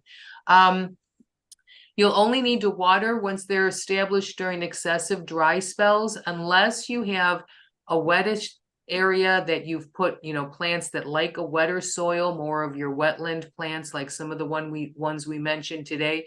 They're always going to have higher water needs, so you don't want to let those soils completely dry out. But most of these prairie plants, you're only going to have to water during like excessive dry spells or droughts. Again, I can't say enough, native plants do not require fertilizer. They don't like fertilizer. They're adapted to our soil as is. In fact, if you over fertilize them, they will have more of a tendency to flop over. So you're going to have a more attractive garden if you don't fertilize. Imagine that. You'll need to pull the weeds as needed, but as the garden establishes more and more, it's going to block out those weeds. So it's like green ground cover, green mulch. It's going to block out that. It's not going to give them the ground, the sun to let those weed seeds germinate. And, keep using leaf mulch as needed, but as that garden matures, you're not going to need it. You're really not going to need it. And we also want to, now that we have this beautiful garden, we want to create a healthy environment for the pollinators that are going to visit it. And one of the things we can do is greatly limit the use of, don't ask, now that was not me. That wasn't me. We want to limit the use of chemical herbicides and pesticides, because all of those do have a detrimental effect on pollinators. Even if they try telling you at your lawn company and so on, oh no, it's not going to hurt them, that's completely false. If you do have a problem that needs to be dealt with, like if you have 3 young kids and you have a hornet's nest in your tree and you need to deal with it because it's just not safe, okay, we get it, but best to call a professional that's going to properly apply the correct chemical in the correct way to prevent the most collateral damage as possible, meaning getting that chemical on any of the other plants that you're not intending to, and then having, unwitting pollinators land on those plants and be poisoned. Consider reducing the size of your lawn and placing it with native plants. Again, we're not against all lawn, but we do have way too much lawn in this country that has no ecosystem value and requires a tremendous amount of water and chemicals to stay attractive. So if you can remove a little bit of it, that would be just, awesome. Avoid using landscape fabric, rock, or very thick mulch. When possible, use native plant ground covers to prevent weeds. I'm not going to get, deep into this. This is in other presentations, but it can actually be harmful to our native, butterflies, moths, caterpillars who need to actually burrow in the ground to finish their development. And if there's a lot of fabric and rock, that becomes difficult or impossible for them to do.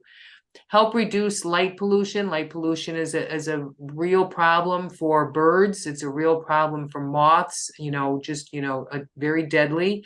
So use motion sensor lights. Try not to leave lights on all night. Use motion sensor, and have yellow or LED LED lights outdoors. You want to have like more the darker, soft yellow lights, not those bright white LED lights.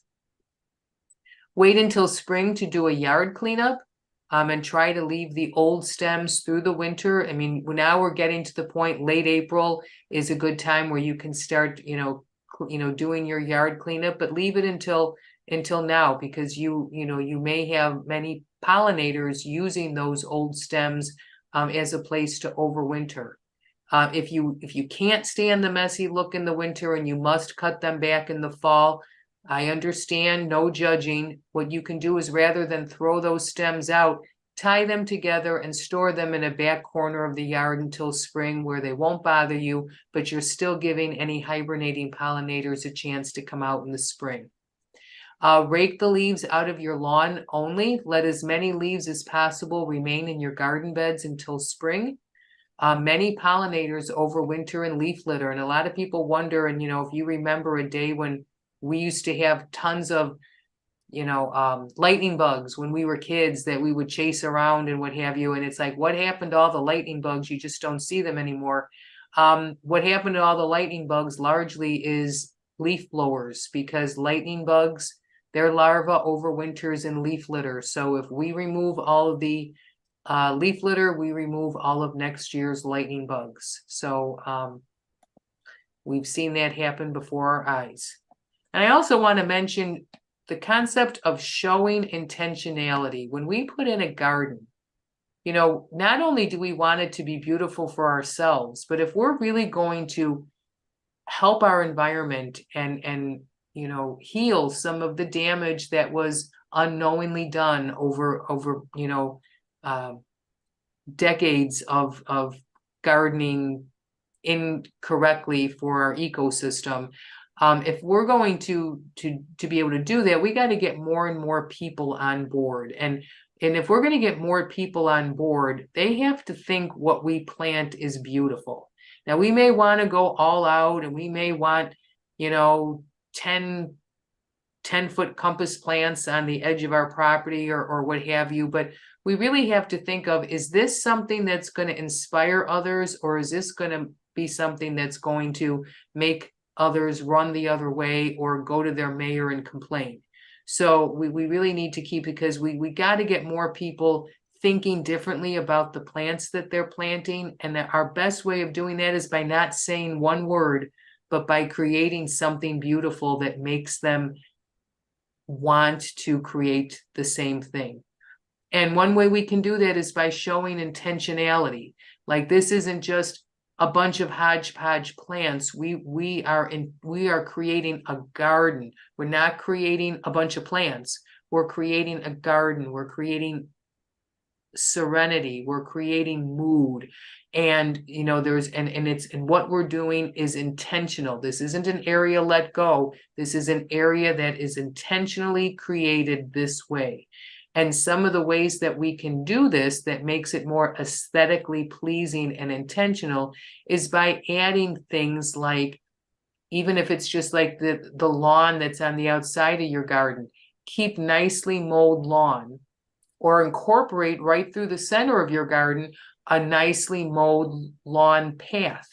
Again, that shows intentionality. That shows this person is out here caring for this garden. Look at, they keep this beautifully mowed lawn path through it. Or you could create, like in the photo, a flagstone path through the garden. Add some garden decorations, or a bird bath, or a bench, or a fountain, or another garden feature to make this look like an intentional garden, not just a messy mass of plants. And we want to, mention, I want to say, if you do have some plants that you love that are not native, that are cultivars, as long as they're not invasive species or treated with harmful chemicals, feel free to add those to the garden too. We're not purists. We want to get a lot of native plants and start incorporating more native plants in the garden. But we also have to think about keep making these gardens beautiful. And if you think there's some plants that you love that are going to be so beautiful in this garden, then put them in, because again, the overall beauty of the garden is going to be our biggest selling point on selling the incorporation of native plants back into our landscapes.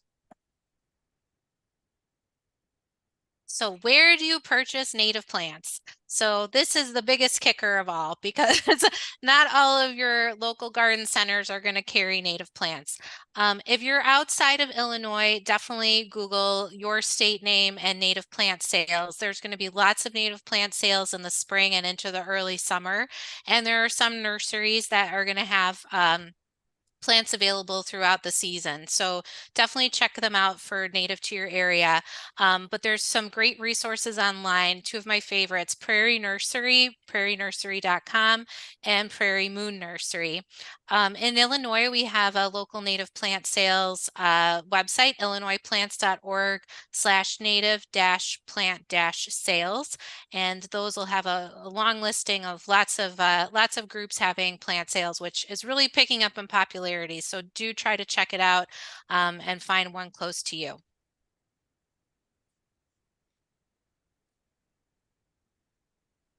Okay, so when we're at a garden center, or when we're picking out our plants, we want to, we talked before about a cultivar. Nothing wrong with adding some cultivars.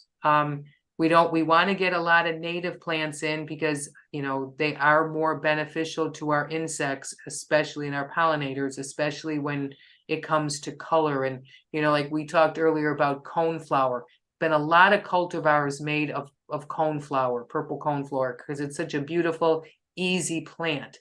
But you'll see cultivars of coneflower in all kinds of colors, burnt orange, weird fuchsias and colors like that. And color seems to be a really big thing that makes cultivars not as usable to our native pollinators. But how do you know if a plant, if you're in a garden center, and some garden centers fortunately are starting to carry a small amount of natives, which is awesome, but not enough, but there are some. Ignore that. I didn't do that either. I promise. This has a mind of its own. But how do you tell if something is a cultivar? So when you look on the tag, like we have here, a plant, like this is a salvia. A plant should just have the name, the common name, like this is a salvia, and it may have in parentheses the Latin name. May not, but it may have the Latin name. If there is another catchy name like this one has in quotations where it says pretty in pink, that is the cultivar name. So whenever you see a name in quotations on a tag, you know it's a cultivar.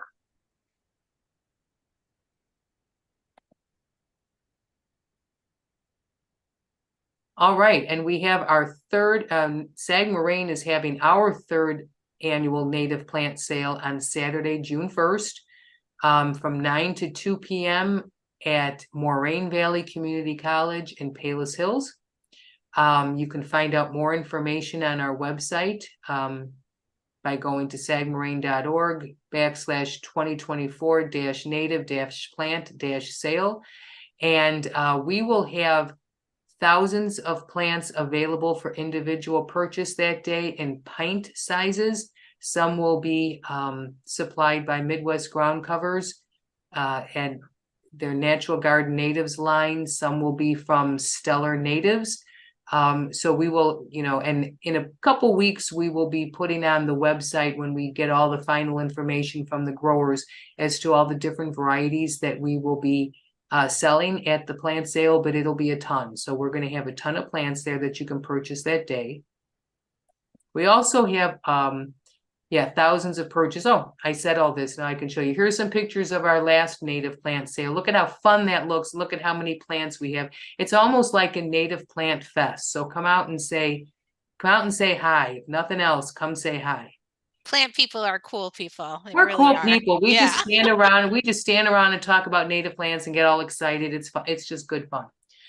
We also have a pre-order component to our native plant sale, which is where we are offering plant packages with corresponding designs. So you'll purchase the package, pre-order the package by May 12th, and you can pick it up on June 1st at the plant sale. And you'll not only have the package of all of the plants that you're going to be planting, but you will have the design so so it's taking the guesswork out for you as to how to arrange them, short to tall, different bloom seasons, all covered in this to try to get the most beautiful and ecosystem value in your garden for your space as you can. And they come in 3 sizes. We have, for different size gardens. And here's the first one we offer. So the first one's Pollinator Picnic. This is going to be great for full to part sun. And we do have these 10, 20, and 50 plant sizes going all the way from 25 square feet on up to 100 square feet. So something for everybody, everybody's size garden. And this just takes some of the guesswork out of things. If this is your first time planting a native garden, this is a great way to go because you've got a little plan, a map of how to put everything together. The plants have already been selected for you, and all you have to do is get planting. And this is our 10 plant package, I believe, and it's got 6 different species in it. We've got golden Alexander, rose milkweed or swamp milkweed, very important for our monarchs. Beautiful purple coneflower, showy goldenrod, aromatic aster, and prairie drop seed. So some absolute classics, even in the 10 plant package.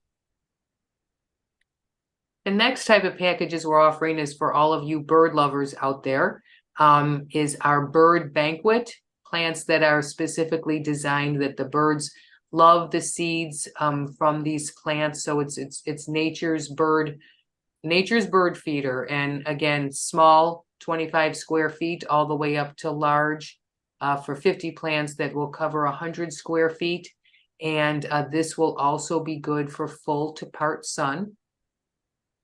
And these plants will have interest spring, summer, fall, and winter.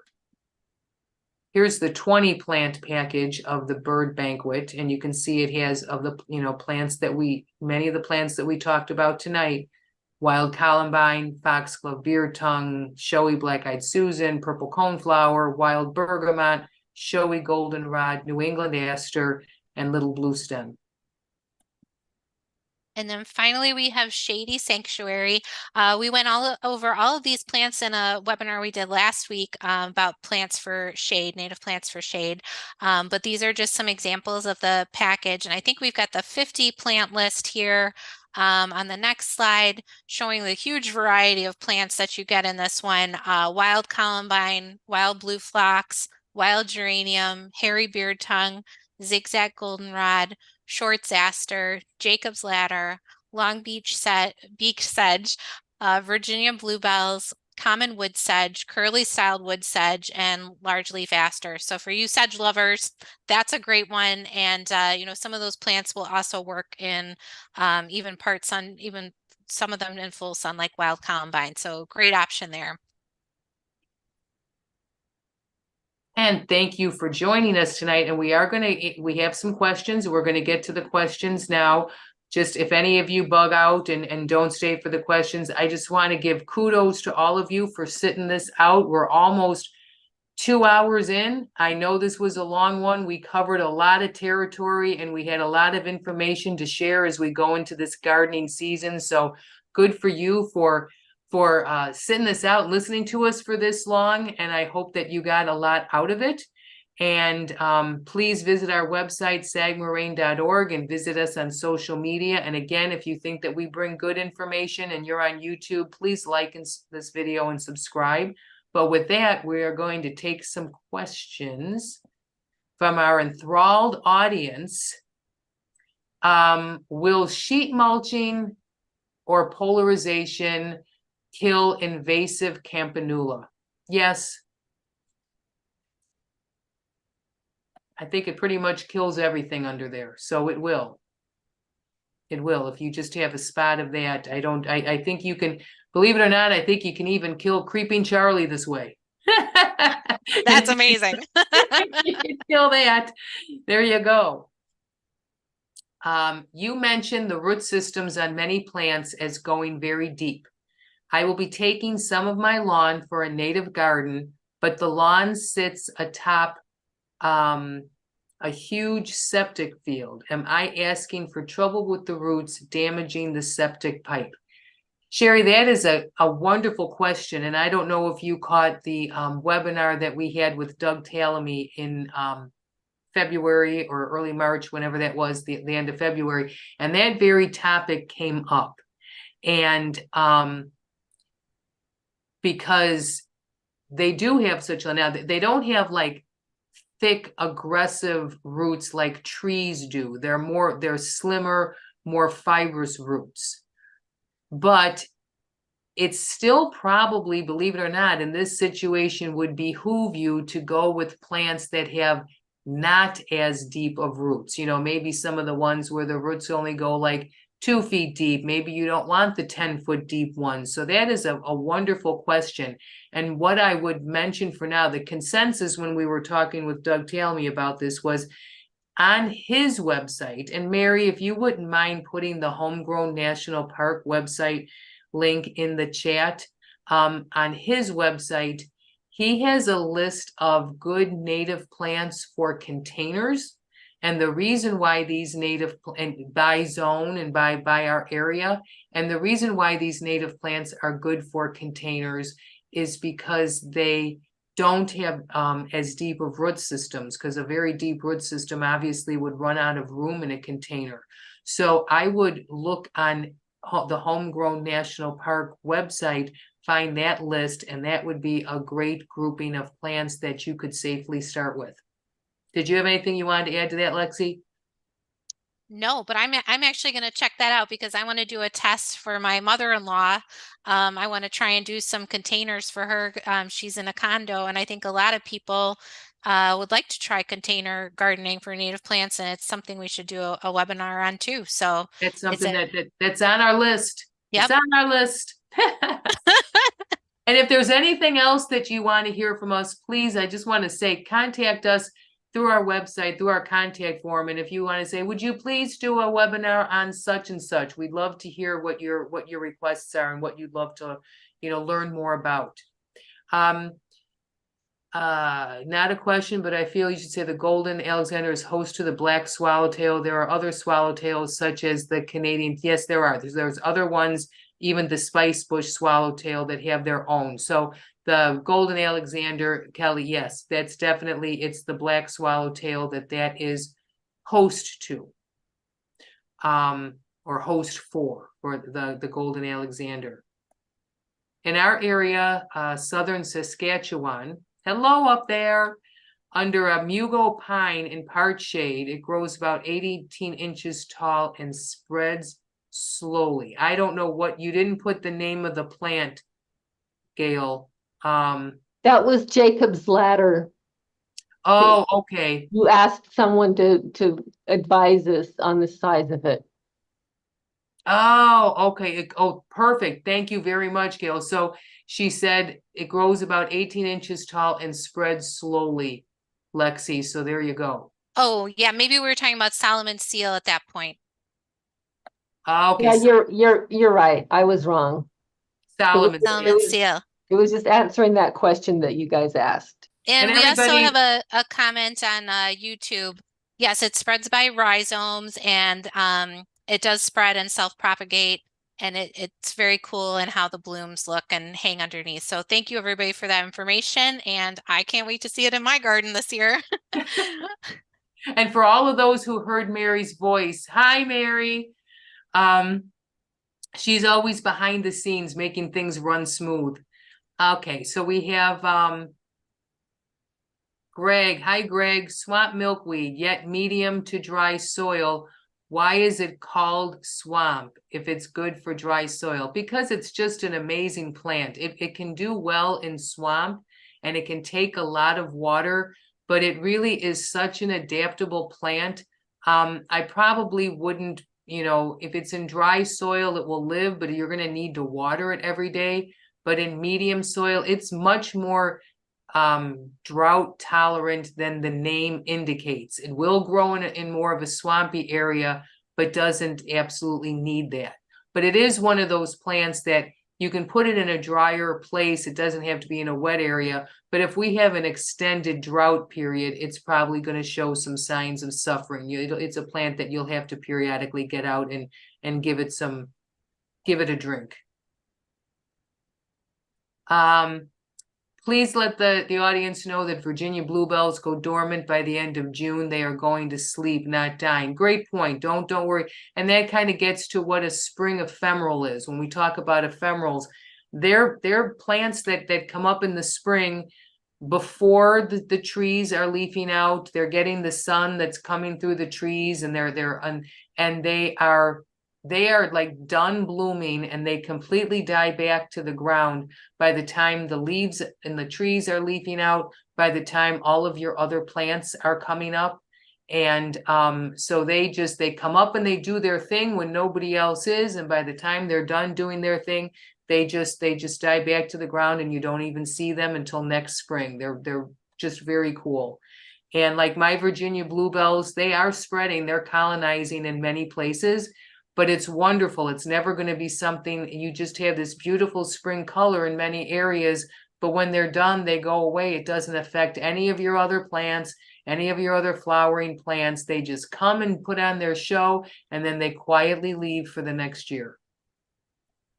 Naturalgardennatives.com. That's another good place in our area where you can get native plants. Thank you for sharing that. You're right.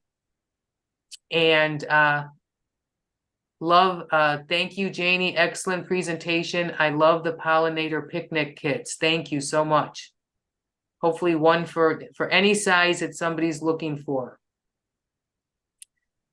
Gail, Polygonum biflorum. What is that? Was that Solomon seal? That might be, I think so. yes. And Gary says, I will be listening till the end, but I wanted to thank you both for a wonderful presentation. I will look at your YouTube videos for some of the other lectures I missed. Wonderful, Gary, and thank you for joining us, and thank you all for joining us. And you know, we're excited about this gardening season and each year trying to get more and more native plants restored to our landscapes. And just thank you, and check out our other videos, and we'll be back with more. Any parting words, Lexi? There's one other really cool comment on YouTube from All One Same. Plant hairy beard tongue next to chelonia for best chance at Baltimore checker spots, as they need both plants close together. I believe chelonia, is that turtle head? Yeah, I think you're right. Yes. Yeah, so that's really interesting. Hairy beard tongue next to chelonia. So yeah, we'll all have to try that, especially you're going to try that plant this summer. Maybe get some turtle head as well. Both have kind of similar shaped looking flowers. Yeah, that's a good So idea. That's a good idea. And so I think maybe, they both like dry, and that's why I have a dry problem area that I want to try some of these dry loving lower plants, and those would be, I'm going to see if that would take a dry area as well. yeah, super interesting. Thank you all for all of your comments and your feedback too. We really appreciate it. We're all, still learning together and trying to do everything we can for the environment. And we really appreciate you watching and tuning in and helping each other along on this mission to restore our local ecosystems. Oh, and look at this. Just wanted to share Prairie Moon. Thank you so much for this, Erica. Thank you for finding this. Prairie Moon, that we mentioned as a nursery, a great online source to order plants. Prairie Moon offers, they have a whole list on there of septic safe native plants. Mary, is there any way you can copy and paste that out of Q&A and put it in the chat? I just did, it's done. You're awesome. Okay. And then Janie says, good luck on your plant sale. Thank you. I work for Midwest Ground Covers. Awesome. She sits next to Tiffany, who I talked to, who probably has been helping you with your order. Thank you. And I'm going to be calling you, and it's going to be time to start like getting all that stuff settled, and we're trying to get our act together for the day of. And thank you so much. You guys are great to work with. All right. Well, that's all I got. Yep, until our next webinar next week, where we're going to be going over, is it birds next week? We've got a I think shorter next week webinar. is, yeah,